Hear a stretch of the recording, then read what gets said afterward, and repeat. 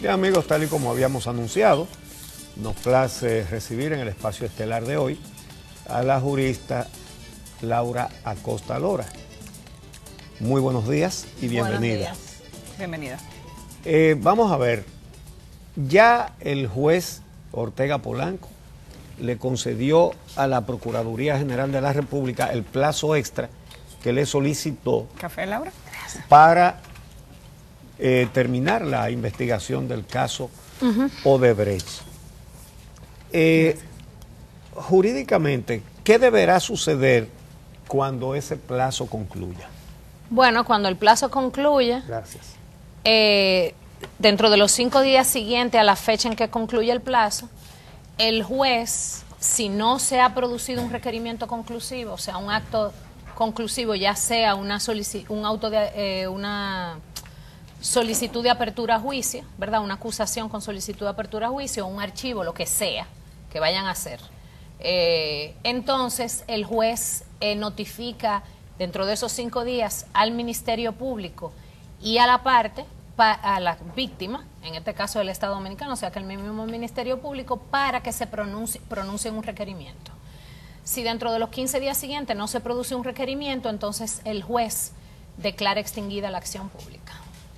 Y se cerró el expediente. Entonces, ¿y el requerimiento en qué consiste? El requerimiento es ya sea una acusación con auto de apertura a juicio, con solicitud de auto de apertura a juicio, o un criterio de aplicación de un criterio de oportunidad, o archivo del expediente, porque no encontraron elementos para imputar a nadie.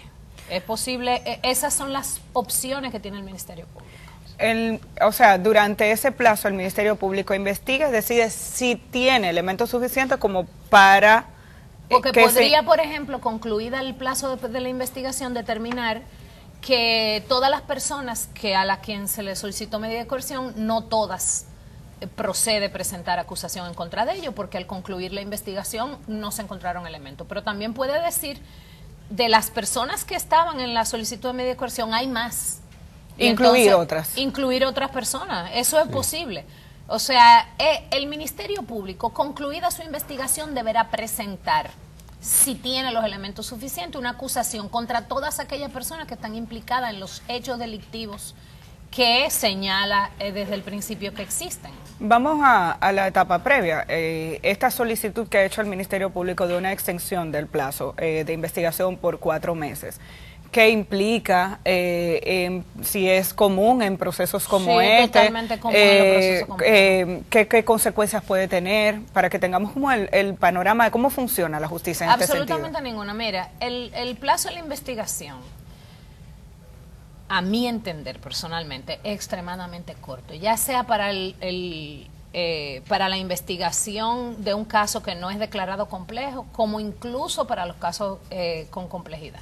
Porque un plazo de 8 meses para concluir una investigación de un caso de tanta complejidad, a mí me parece extremadamente corto. El Código Procesal Penal, lo que hizo el legislador al aprobar el Código Procesal Penal fue que, como los procesos se eternizaban, se puso a cortar plazo. Y con esa cortadera de plazo lo que provoca es que el Ministerio Público deba presentar acusación a veces, no contra todos los que están, porque no hay suficiente elemento ni tiempo para elaborar bien un expediente. ¿Y por qué yo digo que eso es corto? Porque, señores, miren, un caso de un robo a mano armada, tú agarras a uno y los otros no aparecen, lo metes en prisión preventiva, tú tienes 3 meses para investigar.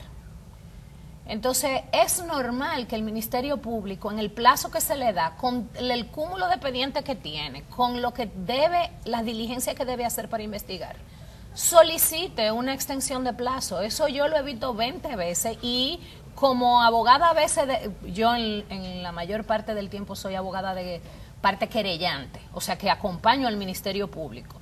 Y yo lo entiendo perfectamente. A veces se hacen requerimientos y viene el requerimiento con un error y hay que volverlo a solicitar porque toda la prueba tiene que ser en original, tiene que ser legítimamente obtenida. O sea, en un país donde campea la mediocridad y el hacer la cosa a la brigandina, a veces se hacen solicitudes a una institución y vienen con errores, o sea, no es tan simple como la gente cree. En este caso. Y puede haber errores intencionales también para que se caiga un expediente. También, u ocultamiento de información por complicidad, y entonces el Ministerio Público lucha en contra de eso, con el tiempo en contra. Es como un avión que va aterrizando y se le acaba la pista. En este caso, de manera específica, generó mucha inquietud el documento que utilizó el Ministerio Público para hacer la solicitud de las medidas de coerción. Muchos juristas, incluso yo creo que no había que ser jurista para ver inconsistencias en ese documento. ¿Qué significa eso en un caso como este? Ya que todo la solicitud de medida, absolutamente nada. ¿Qué peso tiene ese documento de cara a futuro? La solicitud de medida de coerción, exactamente. Absolutamente nada. Eso tuvo su efecto y sirvió para un efecto específico que fue para solicitar la medida de coerción. Eso no tiene ahora ningún interés. Ya eso cumplió su rol y ahora lo que le toca al Ministerio Público es presentar una verdadera, una acusación con fundamento. La solicitud de medida de coerción generalmente lo único que tiene que tener es una especie de, le llama técnicamente una cintila probatoria, es decir, las pruebas que determinen que hay suficiente indicio para determinar que esa persona es con probabilidad culpable de la infracción que se le imputa. Pero no es necesario nadar en profundidad. La solicitud de medida de coerción cumplió su rol ya.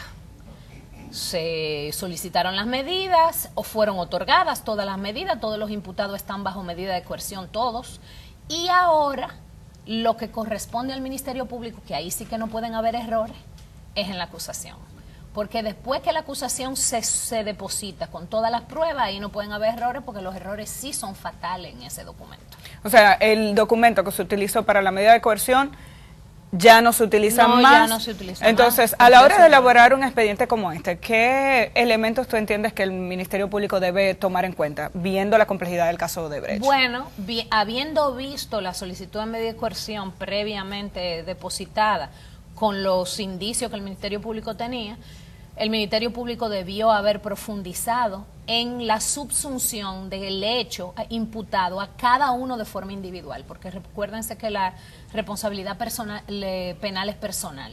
Entonces, lo que debe hacer el Ministerio Público en su acusación es establecer las pruebas que ligan a cada uno de los imputados de forma personal a las infracciones que se le imputan y por las cuales se va a solicitar sanción.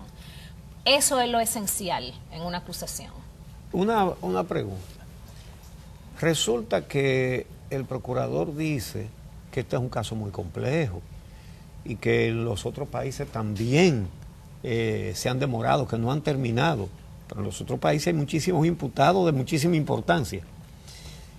Ahora, esas complejidades, ¿cuáles son las facultades que tiene el Ministerio Público, por ejemplo, para determinar, aquí que estuvo el Departamento de Soborno, transacciones bancarias, ¿cómo se llama?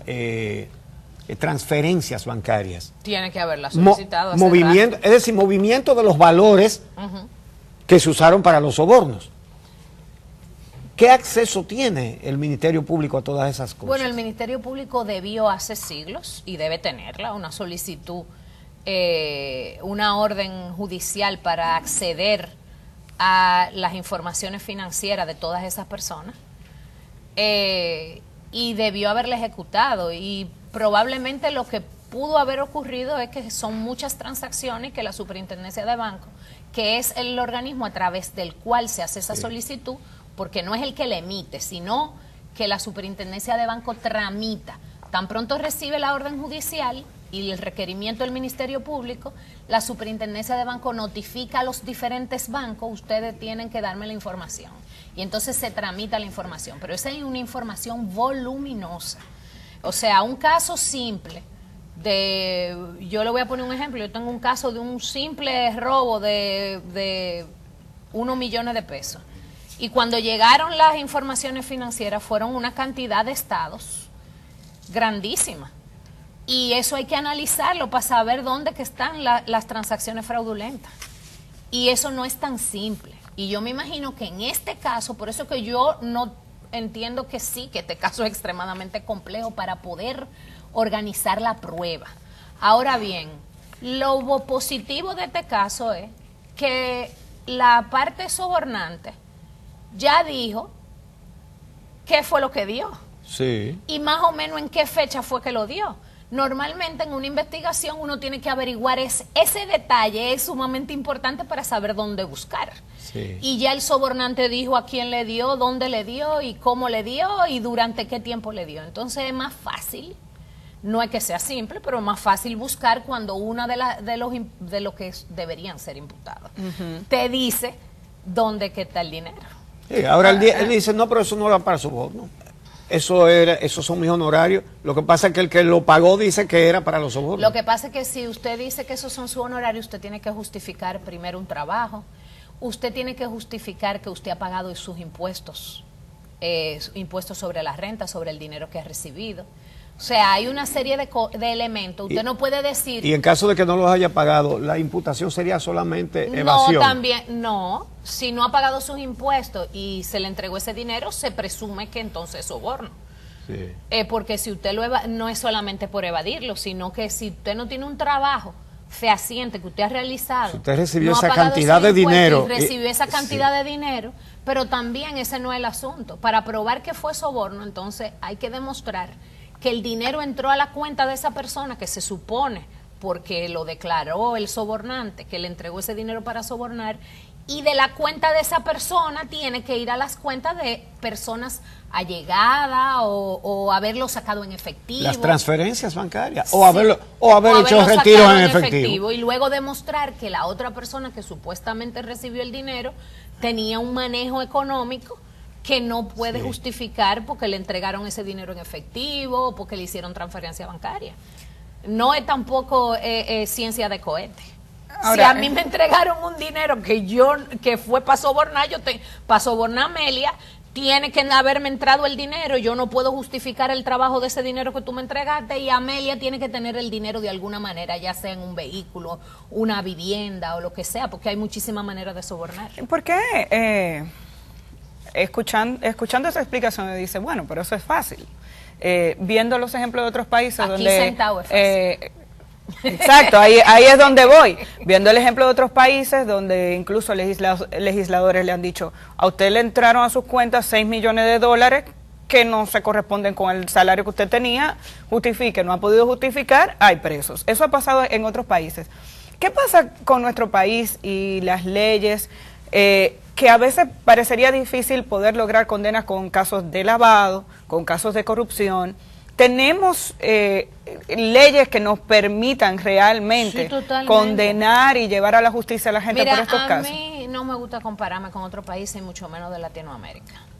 Yo, desde el primer día que ese código, el Código de Procedimiento Criminal francés, lo pasaron a este Código Procesal Penal para unificar y para una serie de cosas que le ha cogido a América Latina con hacer, de coger y botar a la basura la jurisprudencia y la tradición jurídica de un país para cambiarla por otro, yo prefiero no comparar con países de Latinoamérica, donde hay mucho manejo del proceso penal cuando se trata de caso político o de esta naturaleza, de una manera extremadamente expedita, lo cual es bueno para la población que dice, se cumplió la justicia, pero a mí como abogada lo que me interesa es que haya justicia verdaderamente. Ahora bien, aquí hay los elementos, aquí hay las leyes suficientes para lograr que se cumpla con una condena si existen los delitos que existen, porque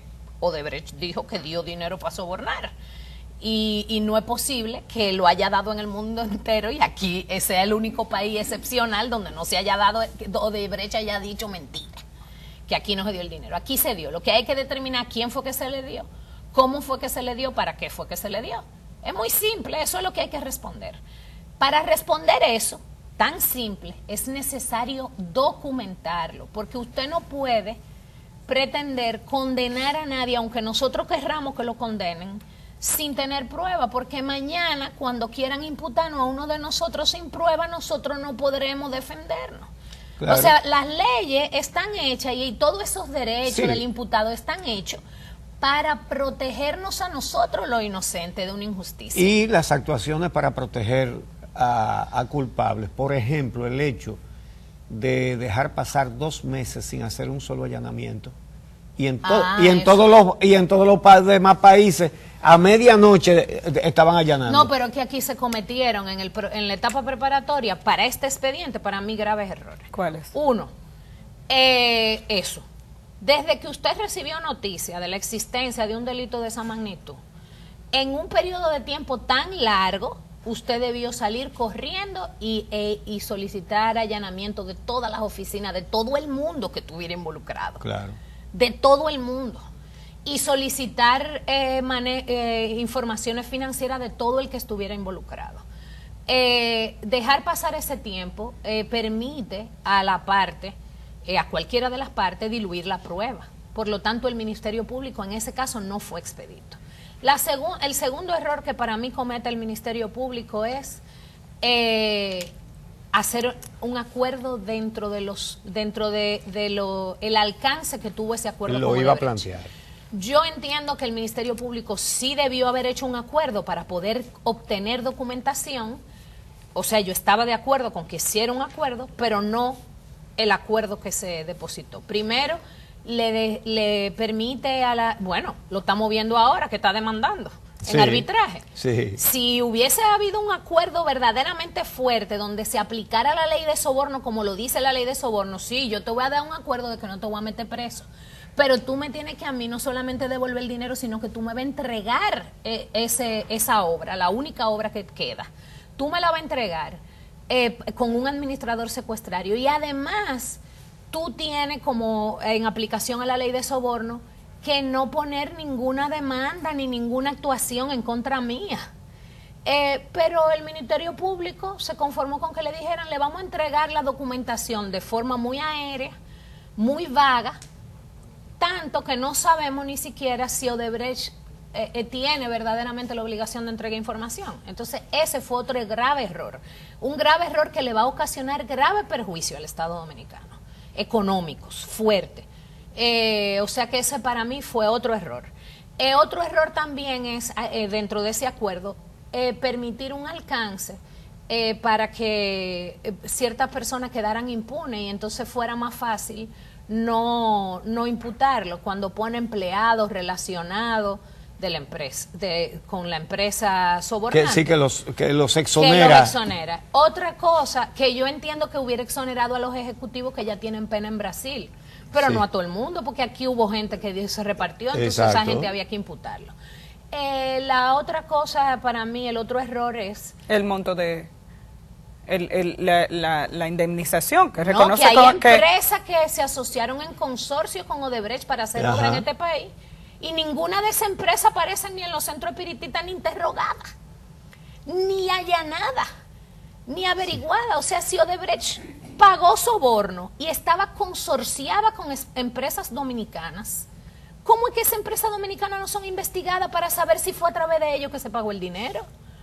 Porque pudo haber sido a través de las empresas dominicanas. Era lógico que las empresas consorciadas tuvieran involucradas en este proceso y no la han tocado ni con el pétalo de una rosa. Y eso es una barbaridad. Aquí en Japón. Otro error del Ministerio Público es dejarse llevar de hacer las cosas para pantalla.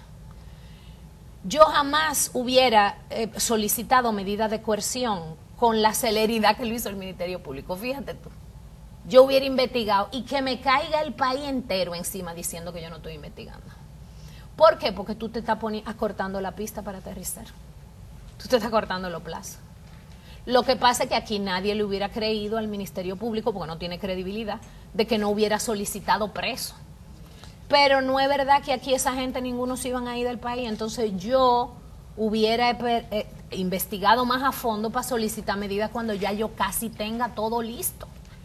Pero se dejó llevar de la presión pública y presentaron medidas de coerción ahí a la carrera. Y entonces eso provocó los errores que vimos en la solicitud de medida de coerción, que por suerte pasaron pero pudieron haber también, pudo haberse cometido también injusticia, tal vez contra gente. En esa solicitud de medida hay que ver quiénes son las personas que van a acusar, pero ahí en esa solicitud de medida hay errores garrafales contra alguno de los imputados, que habrá que demostrar en la acusación si es verdad. A veces los errores les vienen muy bien a algunos imputados. Pero por supuesto. Por lo tanto, siempre hay que tener la presunción de que no todos los errores son errores. No, estamos de acuerdo, eso es otra cosa. Tú me estás preguntando cuáles son los errores del Ministerio Público. Sí, yo te sé. estoy diciendo cuáles son los errores. Técnicamente, a mí me importa quiénes sean los imputados, quiénes sean, se puede llamar Odebrecht o mi propio esfuerzo S.A. El caso tiene esos errores. Hablemos del acuerdo, algunos detalles adicionales con relación al acuerdo. Precisamente el Ministerio Público dijo que con ese acuerdo Odebrecht le tenía que entregar información que le permitiera relacionar a los que recibieron el soborno con Odebrecht. Y por lo que ha dicho el Ministerio Público, hay información sumamente valiosa que no la tiene en la mano en este momento. ¿Se cae el acuerdo? Si Odebrecht incumple con algunos puntos, ¿se cae? ¿Cómo tú lo ves? Sí, debería caerse. Lo que pasa es que ese acuerdo es tan vago que vamos a durar 20 años discutiendo a ver si se incumplió o no se incumplió. Ese acuerdo es fatal. El acuerdo, repito, yo estoy de acuerdo con hacer un acuerdo con quien reconoce el soborno. Lo que pasa es que ese acuerdo es muy vago con respecto a lo que debe entregar Odebrecht y cómo debe entregar. Las responsabilidades. Porque lo que dice es que Odebrecht va a entregar las informaciones de que disponga. Nada más basta decir que yo no disponía de esa información. Sí, exacto. ¿Tú me entiendes? Pero además, esas informaciones, ese acuerdo no debió ser para eso, sino para cobrarle rápido. Y también para decirle... Y para coger la obra. Y también para decirle que teníamos que interrogar a Marcelo Odebrecht y a todos los demás que tuvieron responsabilidad. Pero no en sirve esto. para cobrarle rápido. No, le da un plazo de 8 años para pagar. Pero por eso te Bueno, digo que ahí el hay acuerdo- otra cosa. Le llama indemnización a una multa y además una multa a plazo. Hay precedentes de multas que se pagan a plazo. Sí, eso es posible. Incluso en materia tributaria eso es todos los días que se hace. Ese Sí, no pero es este no es problema. un caso tributario. Está bien, pero en realidad es que no se trata de ninguna multa. Es que se disfrazó una indemnización de multa para que el Estado nunca pueda pedir indemnización. La palabra Eso es indemnización todo. es claro. Pero lo dijimos antes de que se produjera. Pero claro que sí. Aquí en este mismo programa. Yo vine aquí Sí, exacto. un día y hablamos de la indemnización. Exacto. Es que ese término, indemnización, no debió ponerse en ese acuerdo nunca. Es que ese acuerdo lo hizo el enemigo. ¿Qué es una indemnización? Como hacen todos los acuerdos con el Estado dominicano, que generalmente parece que lo hace alguien que es enemigo del Estado. Sí. ¿Qué es una indemnización? Una indemnización es el resarcimiento por los daños y perjuicios que tú puedas haber percibido. Una Entonces, cosa es que yo te pague una suma que te debo, pero si yo te dejé de pagar durante 3 años, tú recibiste unos daños y perjuicios. Entonces yo, además de pagarte lo que te debo indemnizar, es decir, abonarte los daños y perjuicios ocasionados. Y eso no fue lo que se hizo en el acuerdo.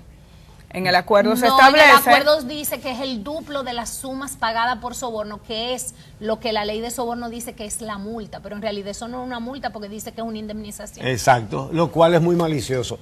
Tenemos que hacer una pausa. Regresamos para continuar esta conversación con Laura Acosta López.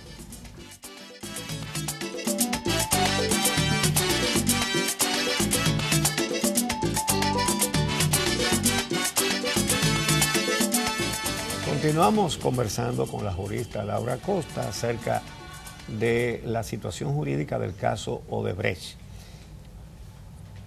¿Es posible, Laura, ganar una causa judicial que no se quiere ganar?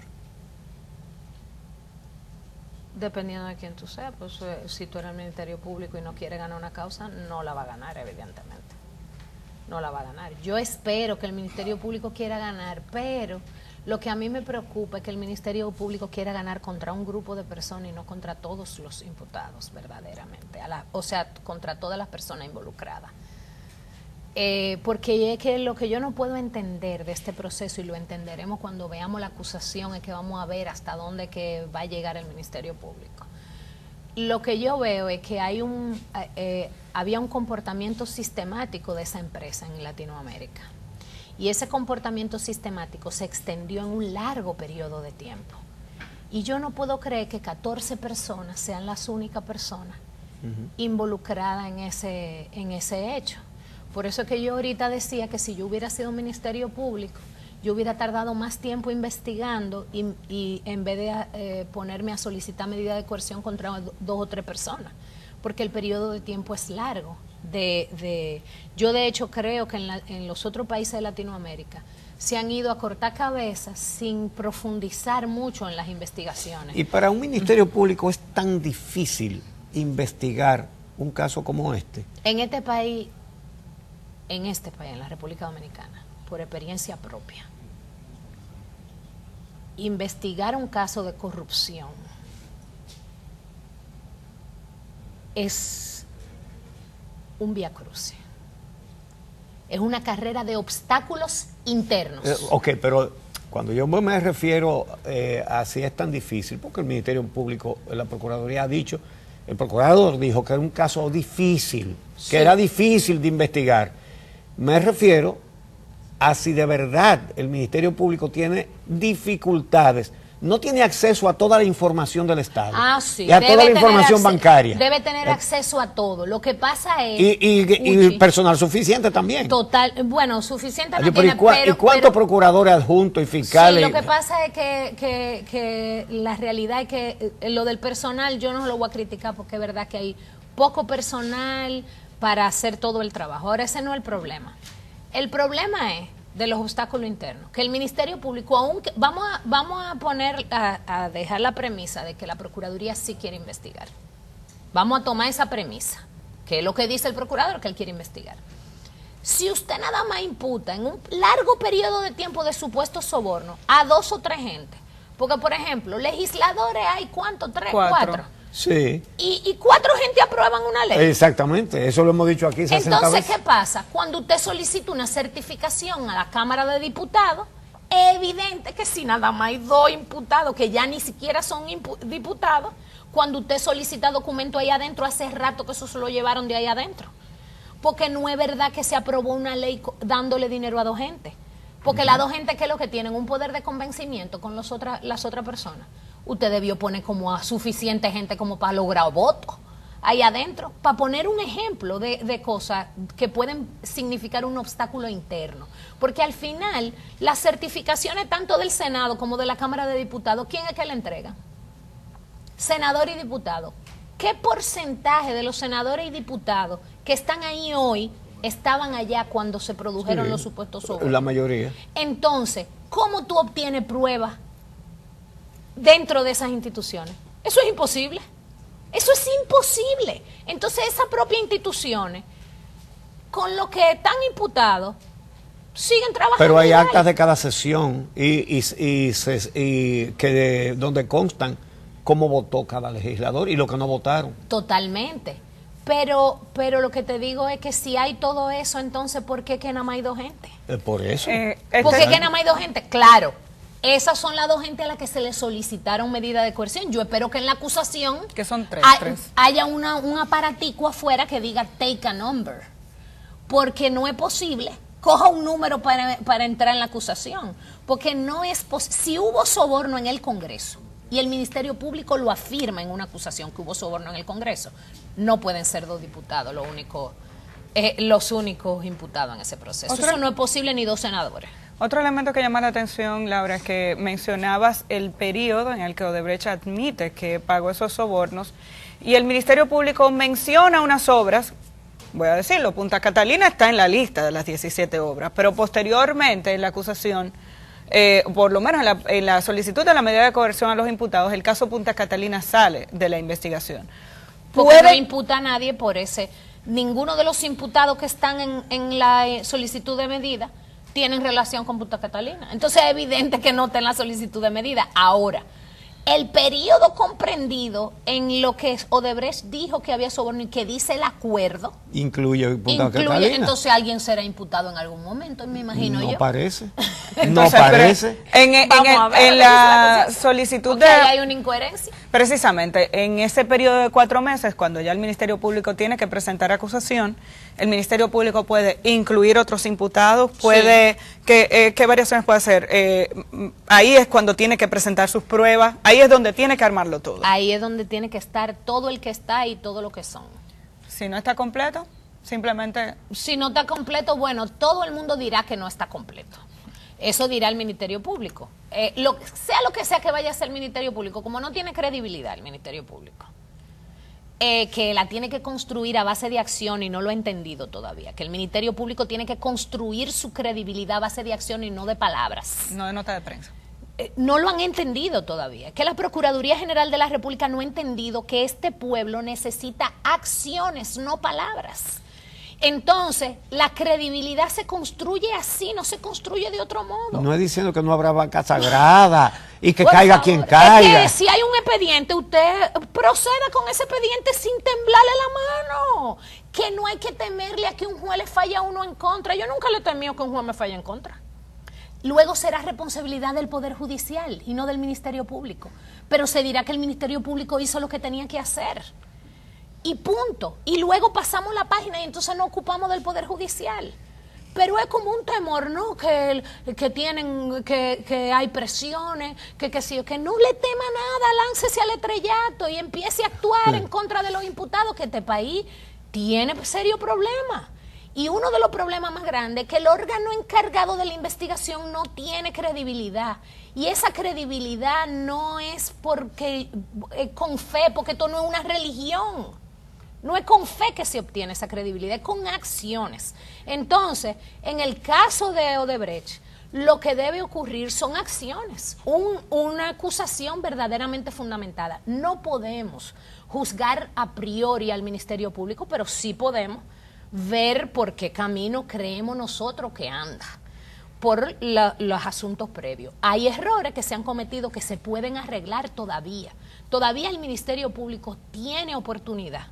Todavía tiene la oportunidad de enmendar cualquier error pasado, cualquier actuación equivocada pasada. Y uno, por lo menos hasta que se presente la acusación, uno le debe tener confianza al Ministerio Público, pero con un ojo echado. Confianza de que va a actuar, pero mirando a ver qué es lo que está haciendo, bueno, para ayudarle a empujarle esa confianza. Mirando los allanamientos que no hizo. Sí, bueno, pero vamos a ver lo que va con lo que haga. Mira, a veces se cometen errores en la investigación. Mira, como yo no pienso ser Ministerio Público nunca, en mi vida, ni funcionaria, yo lo que quiero es que el que esté ahí entienda, el que ha decidido sacrificarse por la patria, entienda que tiene que hacer su trabajo y colaborar en la medida de lo posible dentro de la sociedad con que pueda hacer su trabajo. Yo, para ese caso y cualquier otro, le paso la página al Ministerio Público, siempre y cuando, en el momento en que debe hacer su trabajo, es decir, presentar acusación, lo haga como debe ser. Y todavía tiene la oportunidad. Vamos a darle esa oportunidad. Y después lo ametrallamos si no lo hace. Bueno. Y nos preparamos para ametrallarlo si no lo hace, cuando pasen los 4 meses que le dieron el viernes. Muchísimas gracias. Bien, muchas gracias a Laura, gracias a ustedes por acompañarnos y mañana los esperamos en una nueva cita aquí en El Día.